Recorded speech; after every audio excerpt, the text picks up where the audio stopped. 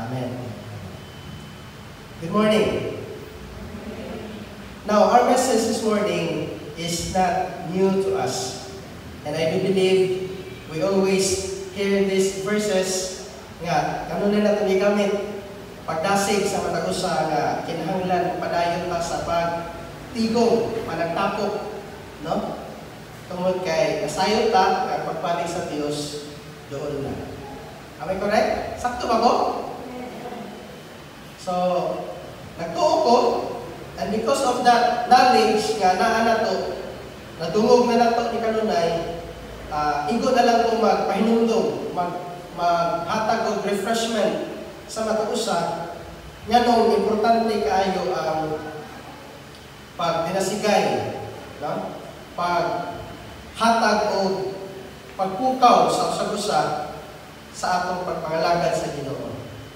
And ato bisang masabtan nga verse kini nga passage sa chapter 10. If we look at to the intent, unsa man ang intention sa maong author nga nung nasulat niya kining maong libro.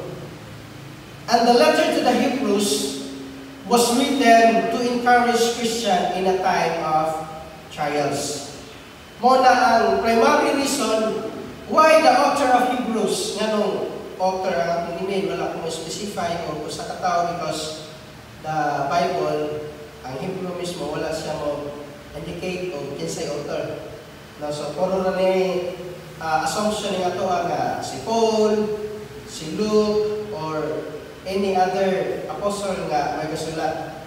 But primarily, if you look at the book of Hebrews, wala dyan siya specific nga author.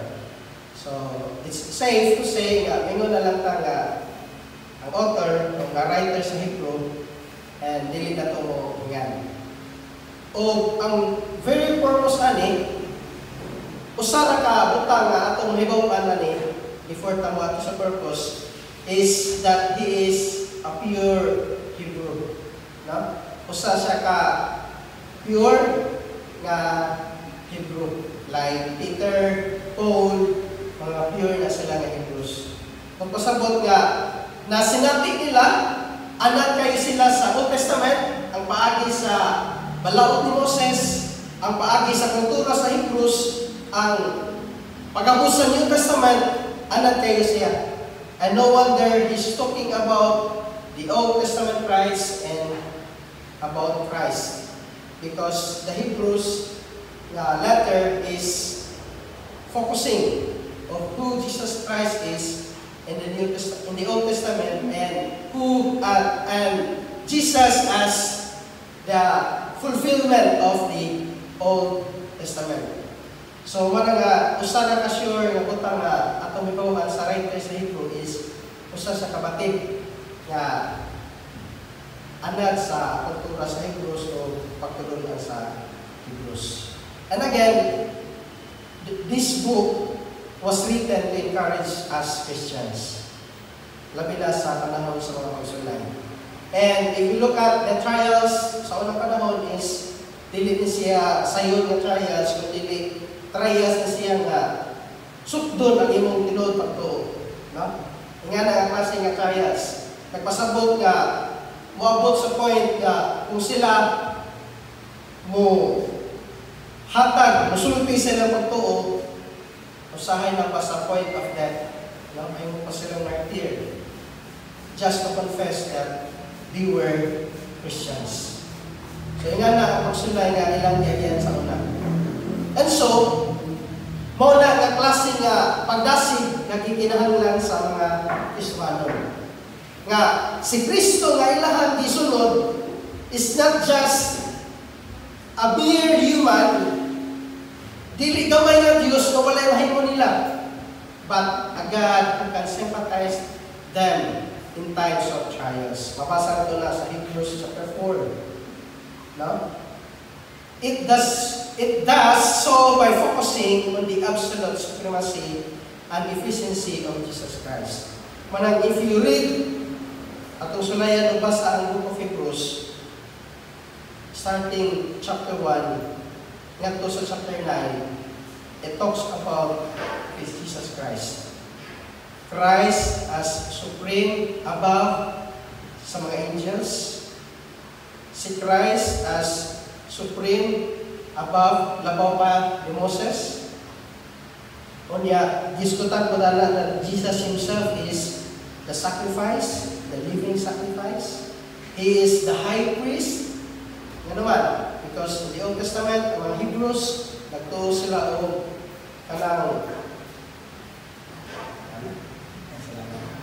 kanang priesthood. Pero, si Christ, ato makita lang ha, nga, labaw pa siya. No? Labaw siya sa mga pari. Wala nga, if you read that first chapter, nga to sa chapter 9, ano na to appreciate ang work ni Christ nga to sa mga Christians. And ano na to assure ang atong salvation that we are assured, no? Because the one who died for us is Christ, the supreme, labaw sa tanan. And He is the ultimate sacrifice na gikinahanglan sa Ginoo. Marang ninyo sa chapter 9, for there is kung wala yung pagpagula sa dugo, anong sayon, wala yung kapasayuan sa atong sala. And He's talking about the sacrifice of Christ on the cross. Na pinaagi sa pagkula niya dito sa cross sa Kalbaryo, sa iyang dugo, napasayo ang atong sala. Muna nga, ang context ani sa chapter 10, basta ta verse, balik ta sa verse 1, kay masabta na to ang ato ang topic karon. Ingon siya, for since the law has but a shadow of the good things to come, instead of the true form of these realities, it can never, but the same sacrifices that are continually offered every year, make perfect those who drew near. So muna ang diskutan sa Hebrews, iyahang hatagang contrast ang Old Testament, ang law, o si Christ. Ug niingon siya sa chapter 10 verse 1 nga the law has but a shadow. Meaning, usalang kini ka picture, usalang kini ka shadow sa tinuod moabutay in the future. But pasabot, gipakita sa Ginoo una ang picture, mo ni nakanindot sa Ginoo, no? Gipakita una sa Ginoo ang picture unsa ang rights, unsa ang mga buhaton sa una ang mapasaylo ilang sala. And that is by sacrificing dito sa Ark of the Covenant. Ihaw sila, ihaw nila, ni ang dugo, at to i-sprinkle sa Ark of the Covenant. Unya, naingon si Hebrews, ang writer sa Hebrews, it can never, by the same sacrifices that are continually offered every year, and every year sila mag-offer, make perfect those who do need. Diba? We all know nga every year sila mag-ihaw para sa kapasayloan sa ilang sala. Why? Ganun every year man? Because we all know that in the Old Testament, it is a cover-up. No? To cover up only their sins. Wala nga naikanta sa My Redeemer Lives nga cover my sins na, no? Wala nga change na ito na lyrics. Yan naman, kay mo na sa tawagan na, effect sa blood sa mananap. Meaning, ang blood sa mananap ay expiration date. And then, here comes chapter 10, verse 10. Ingon ang puno sa Ginoo. And by that will, we have been sanctified through the offering of the body of Christ once for all. And every priest stands daily at his service, offering repeatedly the same sacrifices which can never take away sins. But when Christ had offered for all time a single sacrifice for sins, He sat down at the right hand of God. So, what's the difference? Ang priest, every day mag-offer. Why kahumanan? But when Christ once offered, ingon siya sa verse 12, had offered for all time a single offering. Motong pagkakamatay niya sa cross. Kung sa iyang ibuhat, He sat down at the right hand of God. So, mo na comparison na mahimo sa offering nila sa una. And so, balik na sa context, kay ang nasabta na to ang kanang atong topic karon ganong naghatag sa pagdasig na to, nga kinahanglan magpadayon ta. Since tungod kinihibaw ta, we have confidence to enter the holy places by the blood of Jesus, and we have a great priest over the house of God. Mo ni ang iyang mga pagdasig na to karon. Again, since we have confidence to enter the holy places by the blood of Jesus. Nga naman, again, because Christ offered once and for all. Dili ta pareha sa mga pare nga everyday wala sila confidence. Nga naman, every year maghimo sila og halad aron mapasaylo lang sila. There's no confidence in them. Muna nga, tungod sa kamatayon ni Jesus, we have that confidence to enter the holy places with the blood of Jesus.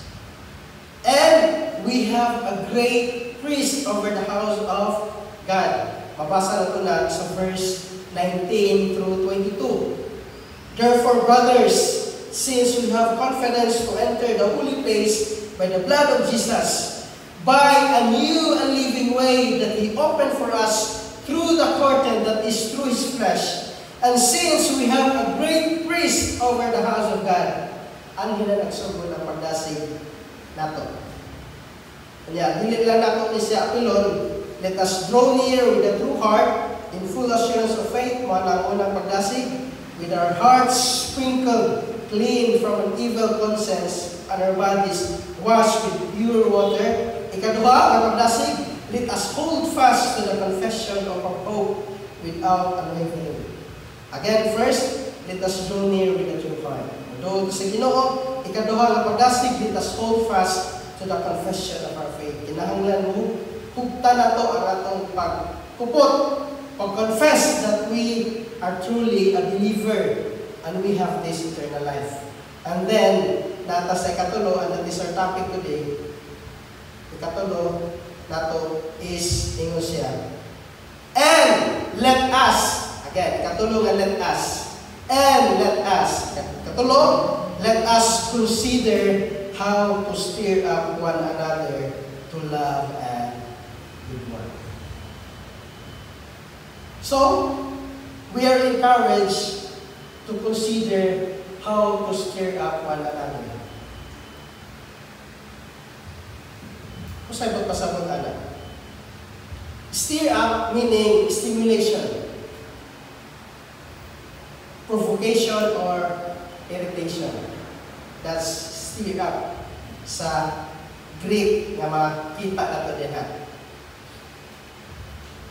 Doon pasabot, as Christians, tungod kay nakita sa writer sa Hebrew nga puno silang pagsulay, daghang trials nga niabot nila to the point nga they want to lie low, gusto na silang magpahuway, gusto na silang muhunong silang pagsimba, pagsunod sa Ginoo.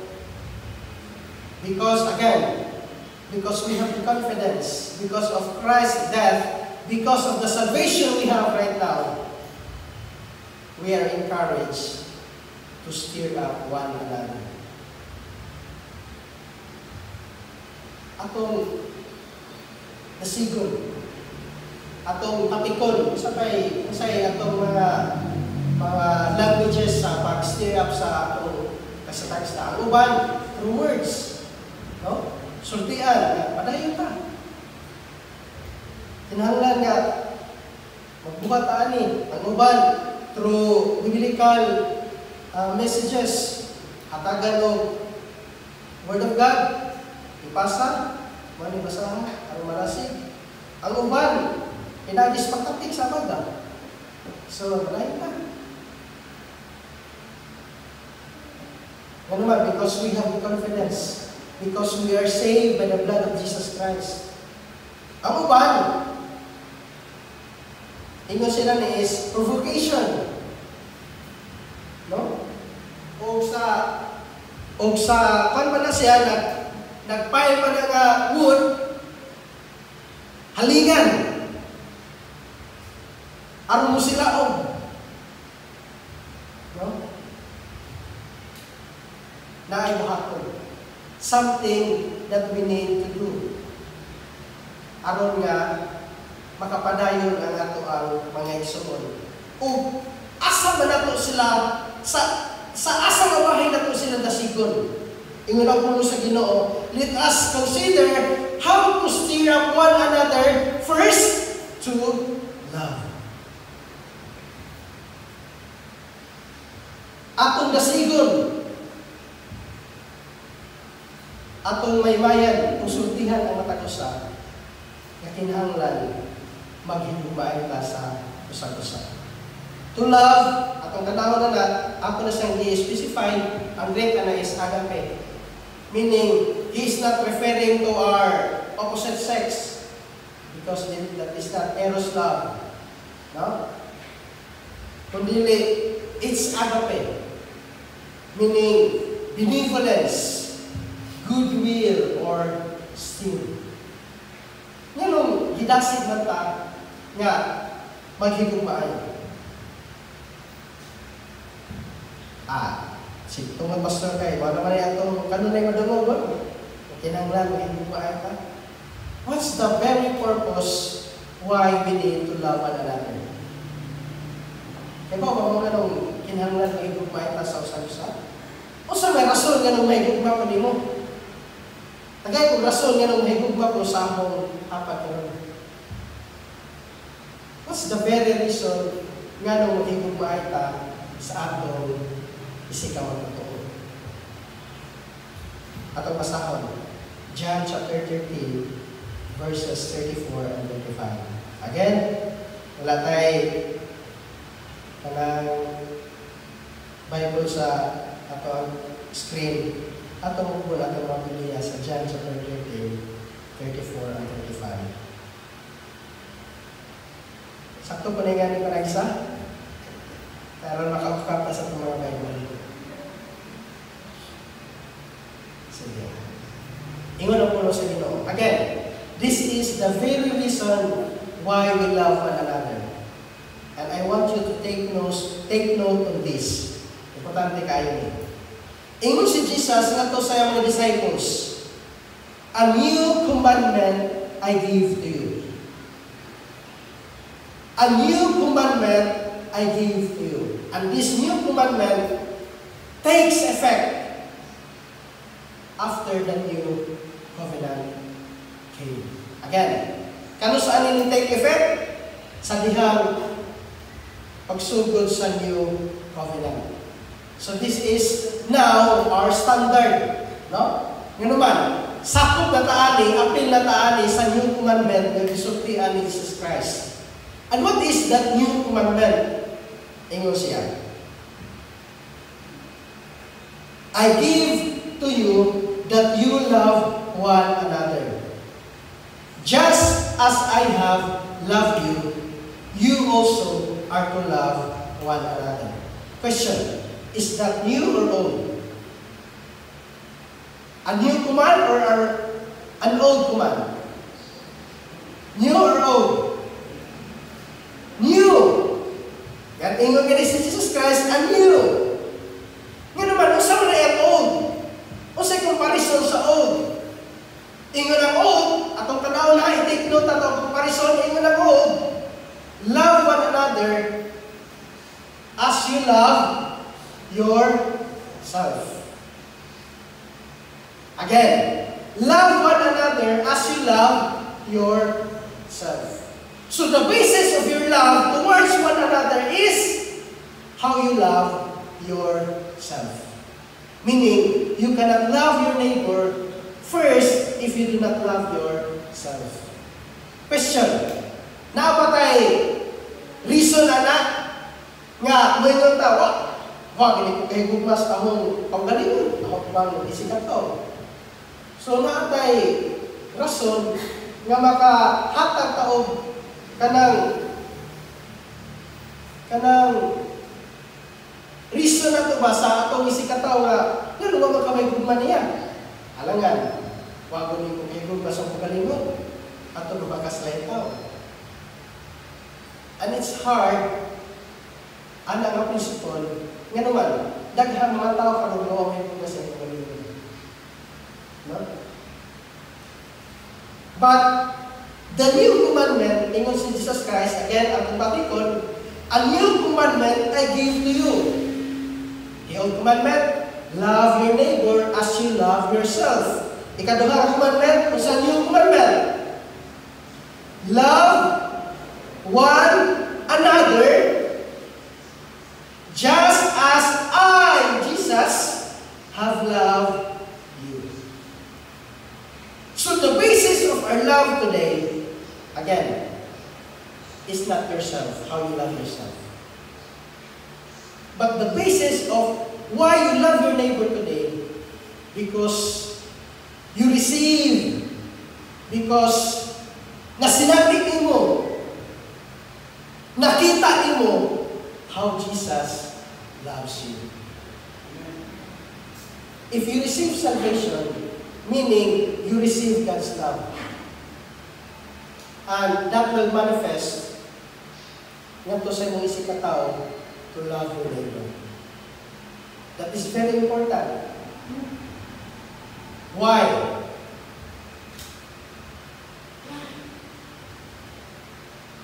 Ingon ang pulong sa Ginoo. 1 John chapter 4, wala gyapon sa ato ang TV, verse 7 and 8. Ingon siya, Beloved, let us love one another, for love is from God. And whoever loves has been born of God and knows God. Again, whoever loves has been born of God and knows God.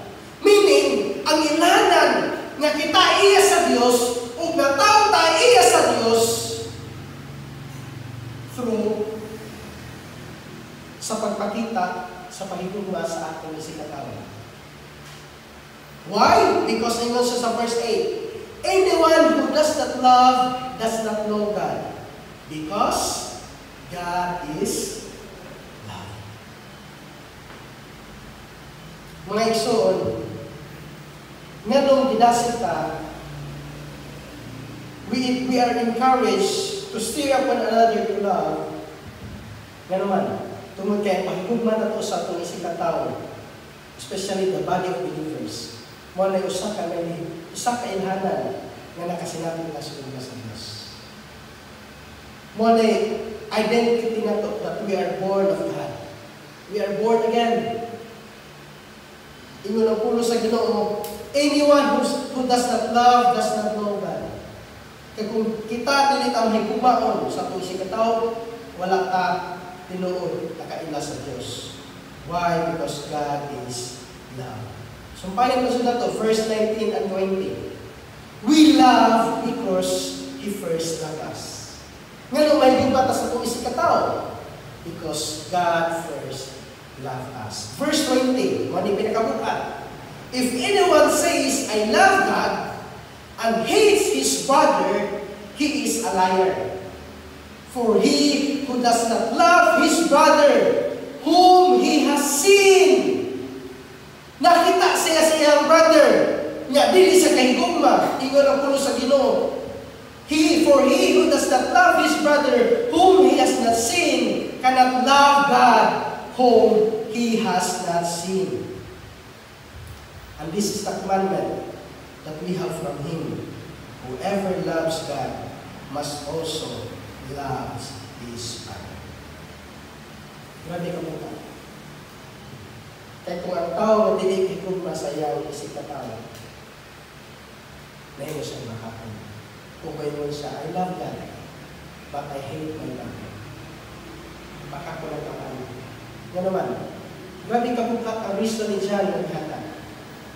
Dili ganit ka kahigugma sa imong igsoon nga nakita nimo, how much more sa pag-igugma sa Ginoo na wala nang makita.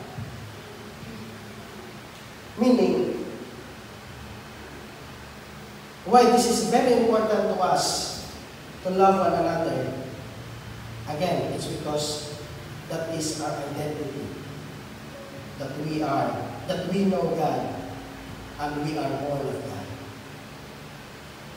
Kung ang may buhay ka sa atong isip ka, especially in the body of believers.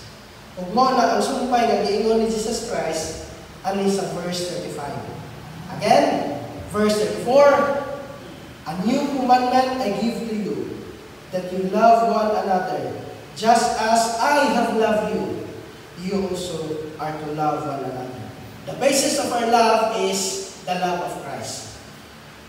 If we receive the love of Christ, na sinabi na ito ang buko sa Diyos, that is therefore, we should love one another. Verse 5, here's the reason. By this, all people will know. Again, by this, if we love one another, all people will know that you are my disciples. If you have love for one another. Meaning, it is not necessary to say, I am a Christian. It is not necessary to say, I am a believer of Christ. It is not necessary to say, I love God. Hindi na kinahanglan. Kung makita sa iyong kabalingon, yan ay huwag na ka sa iyong sikapang. Why? Because Jesus Himself said, by this, if we love one another, by this, all people will know that you are my disciple. It's very contradicting no, na may nun ka mga, I love God, Christian ko, yan na kay Bilutan. No? Pero hindi maayo. I love God. O niya, makita kasi mo iso, nangyamit ka, hindi maayo. Nga naman, muna ang gano'ng identity, ino siya, by this, all people will know that you are my disciple. Showing love to your neighbor. Ang tao na makita mo, baka yung isang, kaya nga, hindi mo pangalan. Parang ako pa na curious, kung saan mo rin yun? Kung saan mo pagtungo? Asa di ka mo simba? Kapag mo sulti anak, kapag mo sangyaw anak, nakita na nila ni mo, may bumaon ka. Sa church, sa workplace, asa ka na-assign, kinsay mo ang community, kung makita nila na mo, kung may bumaon ka nga tao, toward nila. Inyong si Jesus Christ, all people will know that you are my disciple. So loving one another is very crucial sa kinabuhi sa magustuhan. Wala ginasig ka to stir up one another to love. Yan naman, that is our identity that we are all Christian. That we believe God and we love God. Amen? Ingon pa siya sa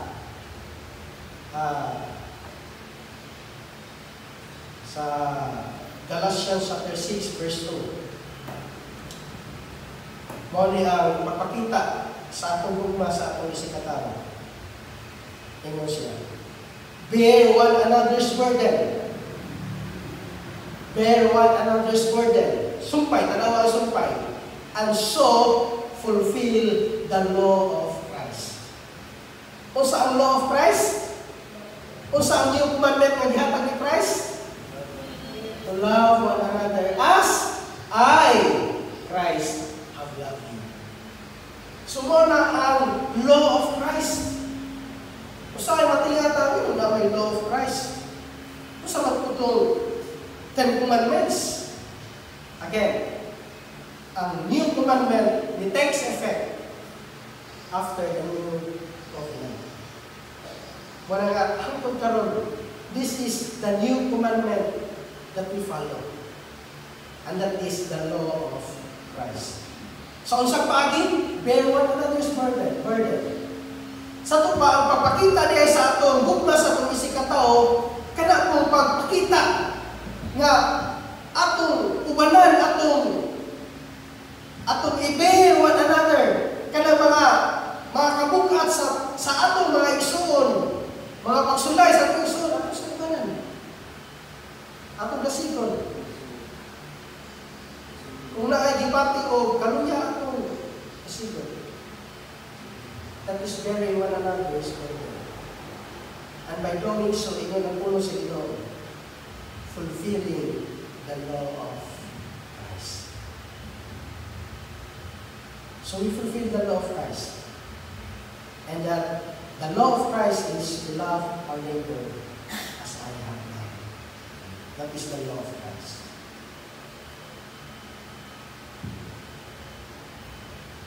Ikaduha, ingon siya na to, to stir up, let's consider, to stir up one another, to love, and ikaduha, to good works. So, gidasig ta, kinahanglan mahigog mata sa itong isikataw. Ikaduha, gidasig ta, nga mumuhat o maayo. What is good works? Meaning, honorable, noble, outward sign of inward good. Muna ang good works, if you look at sa Greek, meaning honorable or noble, trabaho nga maayo, nindot, outward sign of inward good. Meaning, if God changed your heart, what's the outward sign? Good work. No? Muna ang outward sign of inward good. Yan naman. Kay regenerate malagat itong kasing-kasing. Ang atong dautan nga kasing-kasing, ang atong patay nga kasing-kasing, gibuhi sa Ginoo o gibangko sa Ginoo. Ino sa, I will give them a new heart. So, sa may outward sign sa bagong kasing-kasing, ito na po sa Ginoo, our good works. So, ikaduha ng pagdasig ni Hebrews, sa writer sa Hebrews, let us stir up one another to love and to do good works. Ngano importante man ang pagbuhat o maayo. Because Ephesians chapter 2 verse 10, tingnan ang puno sa Ginoo. For we are His workmanship, created in Christ Jesus for good works, which God prepared beforehand that we should walk in them. Tanawa ang pag-prepare sa Ginoo. He prepared beforehand. Meaning, plano sa Ginoo, naluwason niya ang mga tao for the purpose of doing good. Ingon ang puno sa Ginoo, we are His workmanship created in Christ Jesus for good works, which God prepared beforehand. Meaning, in the plan of God in saving humanity, He prepared beforehand that these people whom I will save will do good works. Kung sa implication na ito rin yung mga exo, meaning, this is very challenging. Kung ngoni ang mo-oppose sa principle nga may mga bitaw sila nga, one sick always save. Sa ito pa, kung mutuo ko karon, kunya mubalik ko sa akong gawin sa una, okay ra niya, kaluwas na ako. Diba? That's the principle we hold. Nito nga sa dihang luwas na ta, kausa, luwas na tahan ko sa hangtod. Pero lain mga pilusog mga tao nga mingon nga, luwas naman na ito. Kung mutuog pero luwas naman na ito ang ganton. Pwede na na ito mabalik, ani, mo ani. Pwede na kong musugal, pwede na kong bubuhat pangawat, pwede na kong anything. Nga dili mayo, nga naman. Because I am saved. And once saved, always saved. Dili na ni mawala. Diba? Na yung mga critical nga mga tao nga muna-una, may gana. Nga, himuon nilang lisensya sa pagbuhat ng dautan, nga naman, naguna-una sila nga ang sa ikaw ko. But that is wrong. Nga naman, kaya tinuon na ginawa sa Ginoo, we are prepared beforehand, long time before, to do good works. Meaning, the new heart, the result of being born again, is the renewal of our mind. The renewal of who we are before. Mananingon si James chapter 2 that faith without works is dead. Ang pagtuo nga walay buhat, patay. And he is not referring to our saving faith. Nga, kung mutuo ka, kung naluwas, dili mo pinagbubuhat, dili pa kaluwas. No. He is not talking about our salvation, kanang faith. At kanang sabto, no? Kay daghan mga debater, mga hanas kayo mga debate nga kana ilang naminton. Kung dili ta kay bawo mo din sa anak, atong bawo ng context that James used that verse not for us to be saved, but to encourage us to help one another. Panawang context. Meaning, nga ang tinuod, nga doon ay pagtuo, mubunga kini o baaling iwata. Kung ang tinuod, nga muingon ka nga, I am saved. Ang tinuod nga tao nga muingon, anak ko sa Dios. Ang bunga anak, baaling iwata. Dili pwede nga muingon ka, anak ko sa Dios, kunya, nagsige ka kung nagtama.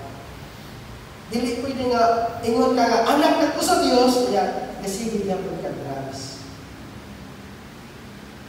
Dili. Nga naman, because we are called to do good works. Grabe ang verse, no? We are His workmanship, created in Christ for good works, which God prepared beforehand. Another verse, Galatians chapter 6, verse 9. Tingnan mo sa Ginoo. And let us not grow weary of doing good, for in due time, for in due season, we will reap if we do not give up. Atong subayan ng verse 10. So then, as we have opportunity, let us do good to everyone, and especially to those who are of the household of faith. Tingnan po sa Ginoo, let us not grow weary of doing good. Last verse, Hebrews 13, verse 16. Tingnan po sa Ginoo. Do not neglect to do good and to share what you have, for such sacrifices are pleasing to God. This is very good verse. Ingon po sa Ginoo. Do not neglect to do good and to share what you have, for such sacrifices. Ang pagbuhat na ito maayo, sacrifice na siya. Ang paghatag na ito, pag-share na ito, unsa na ito, daan na ito, sacrifice na siya. But what's the good thing? Ingon siya, for such sacrifices are pleasing to God. How many of us here sacrifices time, money, and effort para sa iyang isikataw. Kana paghatod mo sa imong kauban sa church, sakripisyo na na. Kanang paghatag nimo pagkaon, nagbiway upi, apilo nimo ang imong kauban sa church, sakripisyo na na. And that sacrifices in order to sa Ginoo are pleasing to you. Isa nalipay. Isa nalipay. Yes. Meaning, a single good work will please God. Kamay butang na imong i-share sa imong isikataw will please God. Meaning, tanan na itong ibuhat na itong hindi. Say, 1 Corinthians chapter 15, your labor, whatever you do, will not go in vain. Amen? Mananayin siya, let us consider, let us stir up one another to love one another and to do good works. Ano man? That will not go in vain. Iwan ang puno sa Ginoo. Nindot kayo yung verse. Do not neglect to do good and to share what you have. For such sacrifices are pleasing to God. Imagine na lang God, malipay ganyan ng tao, ngayon mo kita ka, how much more ang Ginoo na may tag-iya sa iyong diyan. Amen? A very good verse. So, ikaduha, application. Let's be intentional in encouraging one another to love and give. Ano man? Encouragement na. Let us consider to stir up one another. Meaning, it should be intentional. Na? Let us be intentional in encouraging one another to love and good works. Kung natin nakita ng isoon nga na ginuntan, atong encourage. Atong basahon itong mga verse, we love Him because He first loved us. Kung binuotan na higod ba sa Diyos, at higod ba natin sa tayo. That kind of encouragement. Intentional encouragement to love and good works. Ikaduha, ingon siya, do not neglect fellowship. Sa inyo, verse 25, not neglecting to meet together, but encouraging one another. Verse 25.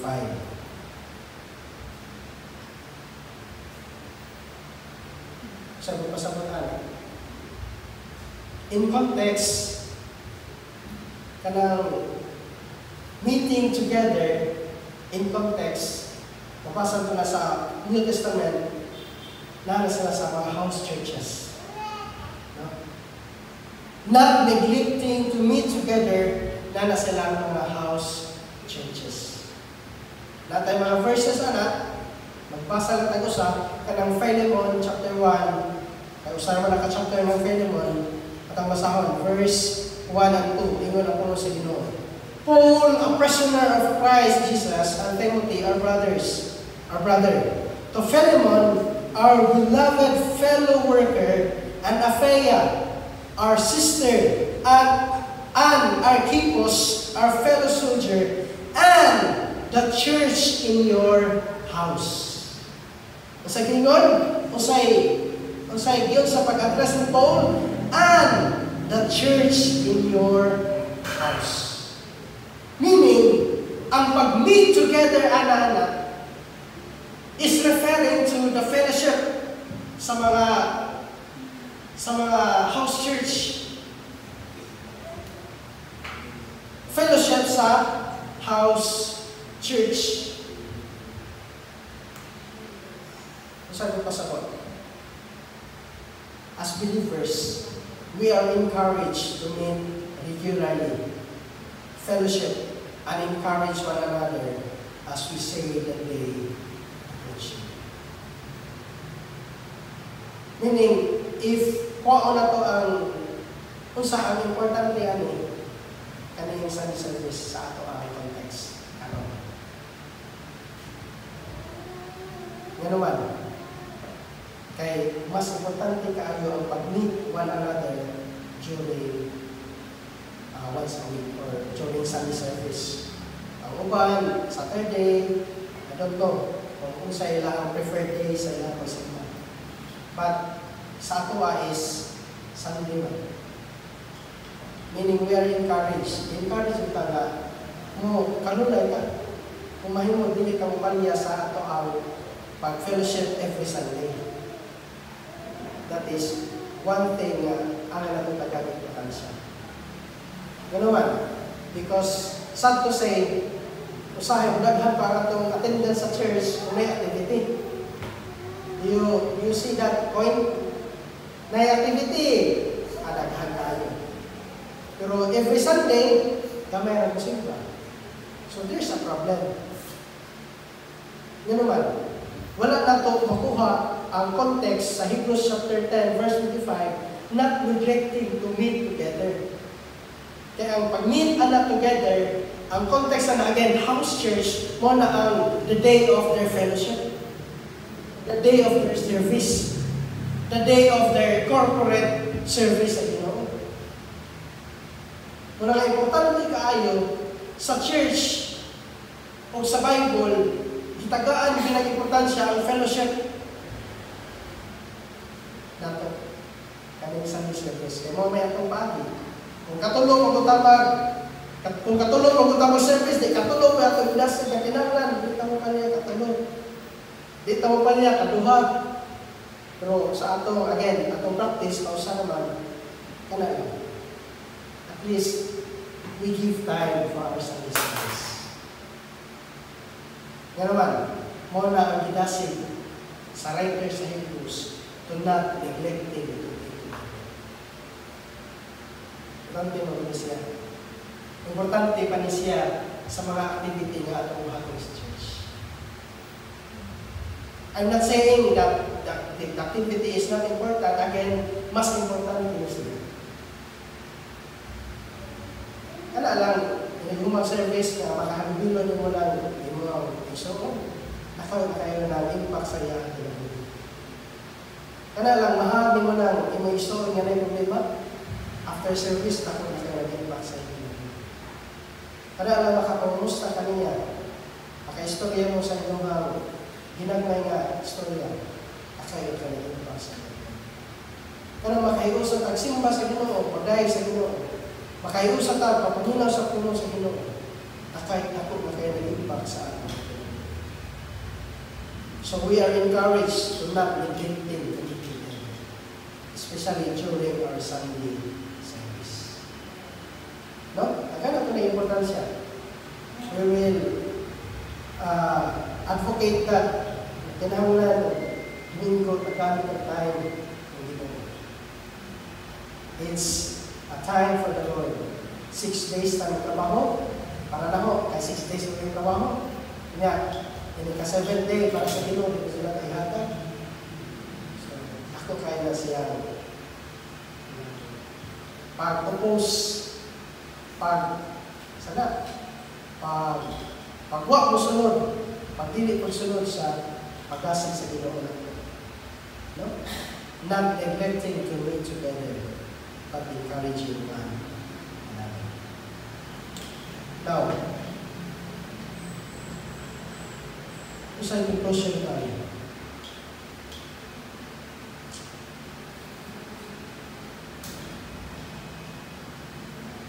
First, God calls us to intentionally stir up one another toward love and goodness. Again, ako lang i-summarize, ang point first, let's be intentional. Atong nasigo ng matausan, na mahigugmaan ka, kaya mahigugma mo niya ang ilhanan na kita niya sa Diyos o pagbuhat ng mahal. Yan naman, because by doing good, mo na ang pagpakita na kita kada adlaw ibang ko sa Diyos. Ikaduha, we must not neglect meeting together, but stay committed to a community that builds, strengthens, and encourages us day of Jesus Christ returns. Wala nga, inoon, mga isuon, I hope and I pray nga, naghatag ang niyo encouragement na padayon ka sa ato ang magsimba every Sunday. If you are not feeling naluya ka, just be encouraged sa church. Tell your brother, isa mo itong masalit ka ng mga tao na ako na rin yung makalasing. Tell them, you need encouragement. Ito naman, wala ang tulog na ito. Not neglecting, meeting together and encouraging one another. So, not tayo mga problem. Go to church, go to fellowship, tell someone ano mga dahil patay pagkasi. And again, let us always show our love